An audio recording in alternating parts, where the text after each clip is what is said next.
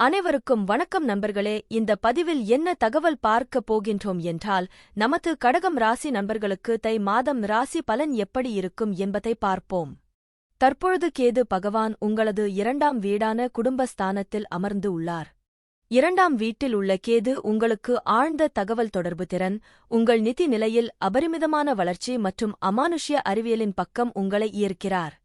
இது ஒரு நல்ல அளவு செல்வத்தை குவிக்க உதவுகிறது. 2வது வீட்டில் கேதுவின் சாதகம் உங்களுக்கு தொழில் வளர்ச்சிக்கான வாய்ப்புகளைத் தருகிறது. 2ஆம் வீட்டில் கேது. 2ஆம் வீட்டில் உள்ள கேது உங்களுக்கு ஆழ்ந்த தகவல் தொடர்பு திறன், உங்கள் நிதி நிலையில் அபரிமிதமான வளர்ச்சி மற்றும் அமானுஷ்ய அறிவியலின் பக்கம் உங்களை ஈர்க்கிறார். இது ஒரு நல்ல அளவு செல்வத்தை குவிக்க உதவுகிறது. 2வது வீட்டில் கேதுவின் சாதகம் உங்களுக்கு தொழில் வளர்ச்சிக்கான வாய்ப்புகளைத் தருகிறது. 2ஆம் வீட்டில் கேது. 2ஆம் வீட்டில் கேதுவின் வழக்கமான பலன்கள். 2ஆம் வீட்டில் கேது உங்களுக்கு விருப்பமான பாடங்களில் அறிவைப் பெறுவதில் ஒரு சாய்வைத் தருகிறார். நீங்கள் புதிய விஷயங்களைக் கற்றுக்கொள்ள விரும்புகிறீர்கள் மற்றும் நடப்பவை அனைத்தையும் அறிந்து கொள்ள விரும்புகிறீர்கள். நீங்கள் வெளிநாட்டு மொழியைக் கற்கவும் அதில் நிபுணத்துவம் பெறவும் விரும்புகிறீர்கள். நீங்கள் கல்வியில் மிகவும் விருப்பமுள்ளவர், மேலும் உயர்கல்வி மற்றும் ஆராய்ச்சிப் பணிகளை அறிவின் மீதான ஆர்வமாக மேற்கொள்ளலாம். 2வது வீடு குடும்பம், உறவினர்கள் மற்றும் அவர்களுடனான உங்கள் உறவுகளின் வீடாக கருதப்படுகிறது. வீடு அல்லது நிலம், சொத்து, கார், ஆபரணங்கள், விலைமதிப்பற்ற உலோகங்கள் போன்றவற்றின் அடிப்படையில் நீங்கள் குவித்துள்ள செல்வம் மற்றும் உங்களின் உடைமைகளின் அளவைப் பற்றியும் இது கூறுகிறது. உங்களையும் உங்கள் சுயமரியாதையையும் நீங்கள் எவ்வளவு மதிக்கிறீர்கள் என்பதை இது அளவிடுகிறது.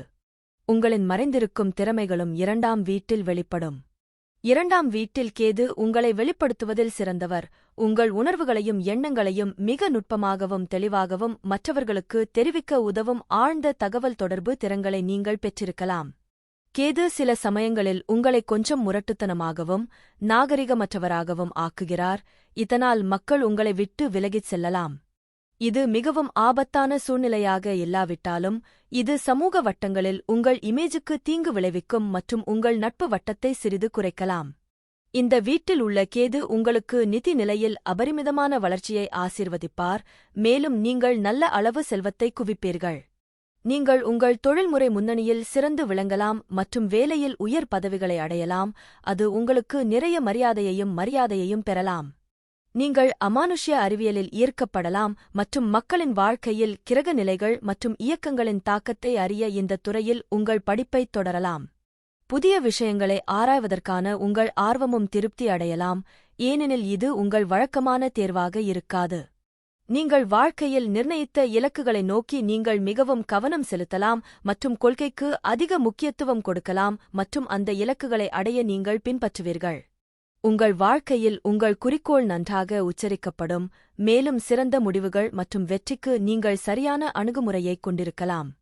2ஆம் வீட்டில் உள்ள கேது வாழ்க்கையில் பொருள்சார் இன்பங்கள் மற்றும் வசதிகளிலிருந்து பற்றின்மையைக் கொண்டு வரலாம் மற்றும் உங்கள் உள்சுயத்தையும் உங்கள் ஆன்மாவையும் ஆராய்வதில் உங்கள் கவனம் செலுத்துவதால் இவை உங்களுக்கு ஒரு பொருட்டல்ல. தற்பொழுது ராகு பகவான் உங்களது 8ஆம் வீடான ஆயுள் ஸ்தானம், கடன் மற்றும் வம்பு வழக்கு ஸ்தானத்தில் அமர்ந்து உள்ளார். 8வது வீட்டில் ராகு வெற்றிகரமான நிதி விளைவுகளை ஏற்படுத்தலாம்.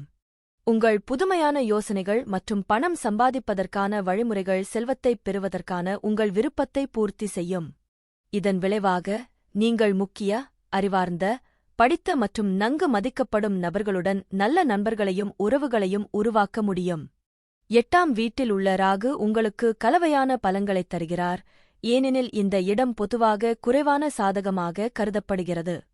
நீங்கள் இரகசியமான அம்சங்களை நோக்கிச் சாய்ந்து இருக்கலாம், அத்தகைய நடவடிக்கைகளில் ஈடுபடலாம் மற்றும் ஒரு இரகசிய முகவராக அல்லது சில உளவுத்துறை சேவையில் பணியாற்றுவதற்கான விருப்பங்களை ஆராயலாம். உங்கள் உணர்வுகளை மற்றவர்களுக்கு வெளிப்படுத்தாமல் இருக்கலாம். இரகசியங்களை வைத்திருப்பது உங்கள் சிறந்த திறமையாக இருக்கும். 8ஆம் வீடு திடீர் நிகழ்வுகள் மற்றும் விபத்துகளுடன் தொடர்புடையது. இந்த வீடு அமானுஷ்ய அறிவியல் மற்றும் சூனியம் மீதான விருப்பங்களையும் நிர்வகிக்கிறது. நீங்கள் இந்த அம்சங்களைப் படிக்க முனையலாம் மற்றும் அவற்றை ஒரு தொழிலாக எடுத்துக் கொள்ளலாம். இந்த வீடு பாலியல் செயல்பாடுகளுக்கான உங்கள் தீவிர ஆசைகளை குறிக்கிறது. மற்றவற்றுடன், இந்த வீடு மரணம் மற்றும் ஒரு நபர் இறக்கும் விதத்துடன் தொடர்புடையது. இந்த வீடு இரகசிய மனப்பான்மை, ஒரு நபரின் வாழ்க்கையின் மறைக்கப்பட்ட அம்சங்கள், போக்குகள் மற்றும் இரகசியமாக இருக்க வேண்டும் அல்லது ரகசியம் தொடர்பான தொழிலை மேற்கொள்ளும் விருப்பங்களையும் கையாள்கிறது. இங்கு ராகு உங்களுக்கு நல்ல செல்வம் மற்றும் நிதி நிலை மற்றும் திடீர் அதிர்ஷ்டம் ஆகியவற்றை ஆசீர்வதிக்கிறார். செல்வத்தைக் குவிக்கும் உங்கள் விருப்பங்கள், உங்கள் புதிய யோசனைகள் மற்றும் பணம் சம்பாதிப்பதற்கான வழிமுறைகளால் பாராட்டப்படும். இந்த நிலை உங்களை வாழ்க்கையின் அனைத்து அம்சங்களிலும் புதுமையாக்குகிறது. உங்கள் படைப்புத் திறன்கள் உங்களுக்கு பெயரையும் புகழையும் கொண்டுவரும் புதிய கருத்துக்களுக்கு வழிவகுக்கும். உங்கள் சிந்தனை மற்றும் யோசனைகள் உங்கள் தொழில் மற்றும் தொழில்முறை வாய்ப்புகளை அதிகரிக்கும். சனி ஒரு ஜாதகத்தில் 9வது வீட்டில் இருப்பதால், அது பொதுவாக வாழ்க்கையின் பிற்பகுதியில் கடின உழைப்பு, விடாமுயற்சி மற்றும் பொறுமை மூலம் வெற்றியை அடையும் ஒழுக்கமான, தத்துவ மற்றும் பாரம்பரிய நபருக்கு வழிவகுக்கிறது. பூர்வீகவாசிகள் நடைமுறை, தர்க்கரீதியானவர்கள், மேலும் வலுவான பொறுப்பு மற்றும் நெறிமுறைகளைக் கொண்டுள்ளனர். அவர்கள் பெரும்பாலும் ஆழ்ந்த மத அல்லது ஆன்மீக ரீதியில் கட்டமைக்கப்பட்ட, பாரம்பரிய வழியில் சாய்ந்தவர்கள் மற்றும் ஆழ்ந்த தத்துவ சிந்தனையை அனுபவிக்கிறார்கள். இந்த நிலை உயர்கல்விக்கு மிகவும் சாதகமானது, குறிப்பாக சட்டம், கல்வி, மருத்துவம் அல்லது ஆராய்ச்சி போன்ற துறைகளில்.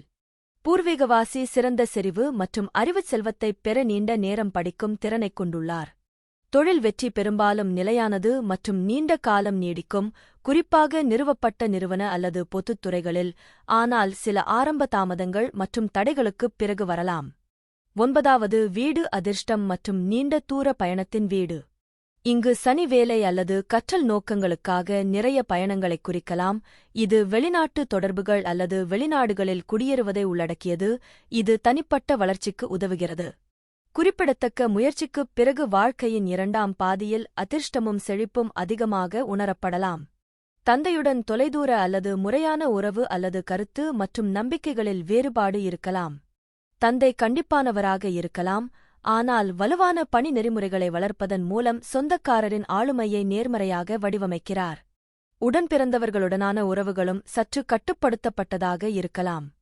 குரு 12வது வீட்டில் இருப்பதால், பூர்வீக கிரகம் பொதுவாக மிகவும் ஆன்மீக மற்றும் இரக்கமுள்ள தனிநபர், வலுவான மனிதாபிமான விருப்பங்களைக் கொண்டவர். இந்த இடம், பொருள் சார்ந்த நோக்கங்கள் மற்றும் நிதி ஏற்ற இறக்கங்களிலிருந்து சிறிது விலகலை ஏற்படுத்தக்கூடும் என்றாலும், பெரும்பாலும் ஒரு பாதுகாவலர் தேவதையாக செயல்படுகிறது. இது தெய்வீக பாதுகாப்பையும் ஆன்மீக விடுதலைக்கான பாதையையும் வழங்குகிறது. 12வது வீடு மோட்சத்தின் வீடு, மேலும் இங்கு வியாழன் ஆன்மீக மற்றும் உள்ளுணர்வு குணங்களைப் பெருக்குகிறது. பூர்வீக கிரகங்கள் பெரும்பாலும் ஆழ்ந்த மதவாதிகள், மெட்டாபிசிகல் பாடங்கள், தியானம் மற்றும் சுய பிரதிபலிப்பு ஆகியவற்றில் ஆர்வமுள்ளவர்கள், மேலும் தனிமையில் அமைதியைக் காணலாம். தனிநபர்கள் பொதுவாக கருணை உள்ளம் கொண்டவர்கள், தாராள மனப்பான்மை கொண்டவர்கள் மற்றும் பரோபகாரம் செய்பவர்கள். அவர்கள் ஆழ்ந்த இரக்கத்தைக் கொண்டுள்ளனர் மற்றும் பெரும்பாலும் வாழ்க்கையைப் பற்றிய நம்பிக்கையான அணுகுமுறையைக் கொண்டுள்ளனர். இந்த நிலை குணப்படுத்துதல், சமூகப் பணி, மதம் அல்லது ஆன்மீக கற்பித்தல் போன்ற தொழில்களுக்கு சிறந்தது. அவர்கள் மருத்துவமனைகள், சிறைச்சாலைகள் அல்லது ஆசிரமங்கள் போன்ற ஒதுங்கிய சூழல்களில் வேலை செய்யலாம். குறைந்த அதிர்ஷ்டசாலிகளுக்கு சேவை செய்யலாம். 12வது வீட்டில் உள்ள வியாழன் பெரும்பாலும் நீண்ட தூர பயணத்திற்கான வாய்ப்புகளைத் தருகிறது, குறிப்பாக ஆன்மீக அல்லது வெளிநாட்டு இடங்களுக்கு. செழிப்பைப் பெறுவதற்கான அல்லது வெளிநாட்டு நாட்டில் குடியேறுவதற்கான அதிக வாய்ப்பு உள்ளது. 12வது வீடு துஸ்தானமாக இருந்தாலும், வியாழனின் நன்மை தரும் செல்வாக்கு ஒரு பாதுகாப்பு கவசத்தை வழங்குகிறது. இது பூர்வீகவாசிகள் சிரமங்களையும் மறைக்கப்பட்ட எதிரிகளையும் சுமூகமாக கடக்க உதவுகிறது.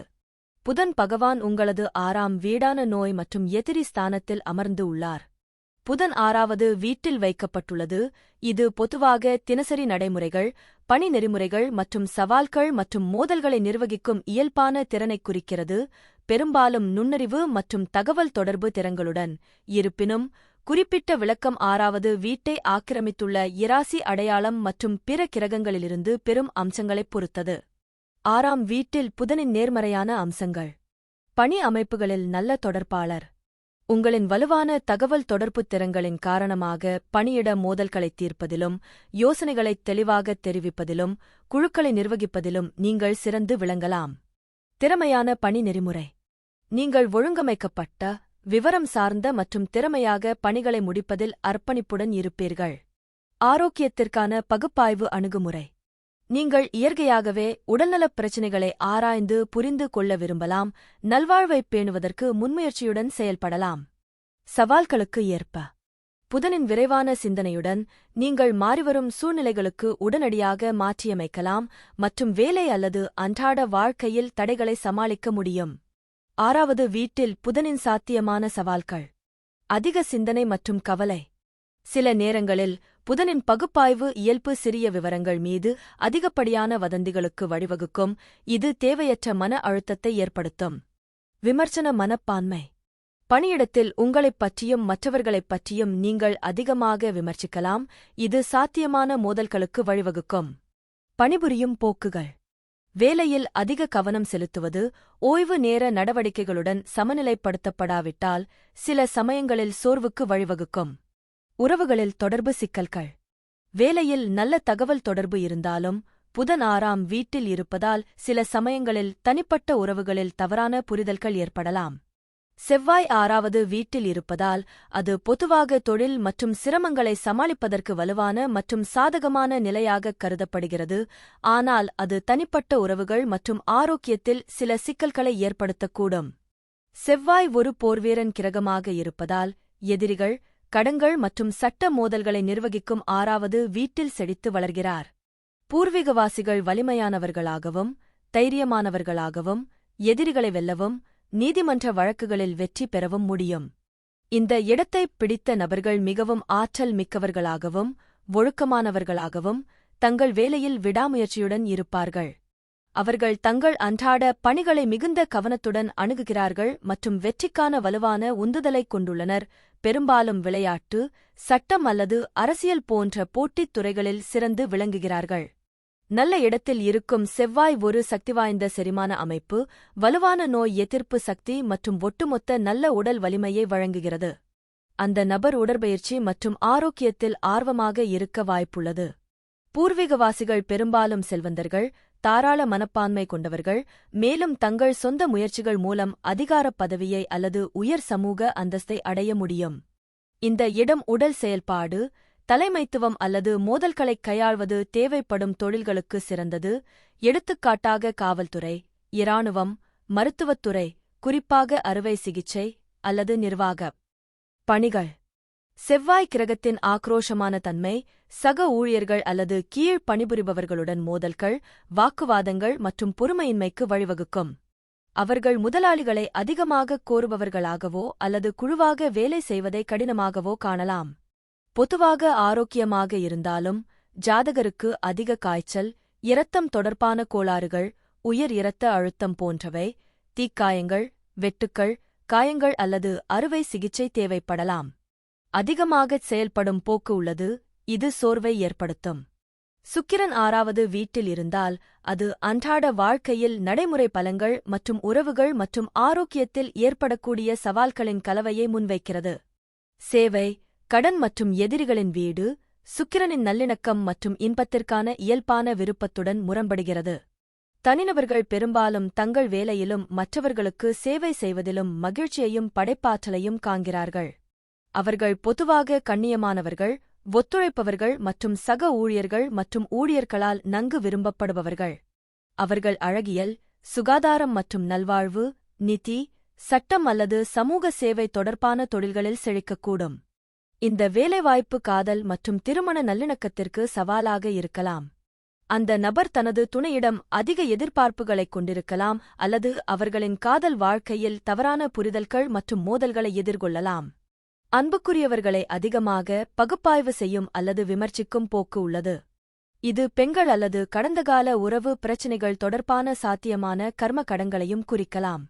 பூர்வீகவாசிகள் உடல்நலம் குறித்து அக்கறை கொண்டவர்களாக இருக்கலாம், ஆனால் சிறுநீரகங்கள், சிறுநீர் அமைப்பு அல்லது இனப்பெருக்க உறுப்புகள் தொடர்பான உடல்நலப் பிரச்சினைகளுக்கு ஆளாக நேரிடும், பெரும்பாலும் அதிகப்படியான வாழ்க்கை முறை அல்லது அதிகப்படியான மன அழுத்தம் காரணமாக.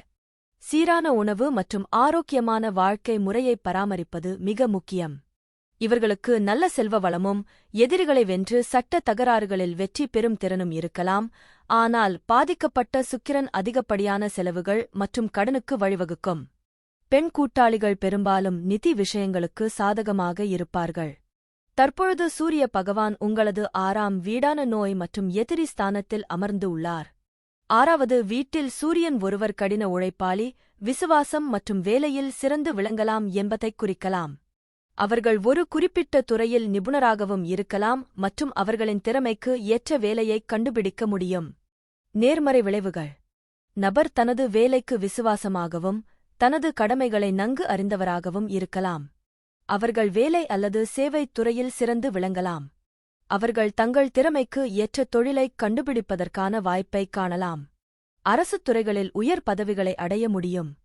எதிர்மறை விளைவுகள்: அவர்கள் தங்கள் கீழ் பணிபுரிபவர்களிடம் அதிகமாகக் கோரலாம், இது உறவுகளில் சில சிக்கல்களை உருவாக்கலாம். அழுத்தத்தின் கீழ் அவை சரியாக வேலை செய்யாமல் போகலாம். பலவீனமான மற்றும் பாதிக்கப்பட்ட சூரியன் உடல்நலப் பிரச்சினைகளை ஏற்படுத்தலாம் மற்றும் துணை அதிகாரிகளுடன் கெட்டுப்போன உறவுகளை ஏற்படுத்தலாம்.